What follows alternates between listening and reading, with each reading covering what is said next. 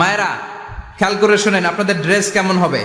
Number 1, আপনার পুরো দেহটা ঢাকা থাকতে হবে। যে ড্রেস পরবেন, you should cover your whole body. শুধু হাতের এই 2 কবজি আর চেহারা খোলা রাখতে পারবেন, তবে চেহারা ঢেকে রাখা উত্তম। একজন মহিলা বোরকা পড়ছে কিন্তু চেহারা খোলা, তার হেজাব হয় নাই, পর্দা হয় নাই, এটা বলা যাবে। কিন্তু উত্তম হচ্ছে চেহারা ঢেকে রাখা, কারণ চেহারা সৌন্দর্যের রাজধানী। Face is the capital of beauty, ঠিক কিনা? চেহারা দেখলাম তো সব বোঝা গেল, ঠিক কিনা? কেমন মাধুর্যতা আছে, দেখতে কেমন সুন্দরী কিনা সব বোঝা যায়। এজন্য চেহারাটাও ঢেকে রাখবেন, চোখটা খোলা রাখবেন। বিশ্বনবীর স্ত্রী উম্মে সালামা বলে, দেখার জন্য আমার 2 চোখের দরকার নাই, লাগবে 1 চোখ। উনি আরেক চোখের মধ্যে আরেক কাপড় দিয়ে রাখতেন, এমনি তাকাইতেন।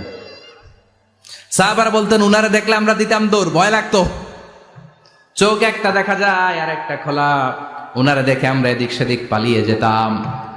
আবার অনেক মহিলারা পা ঢাকে না,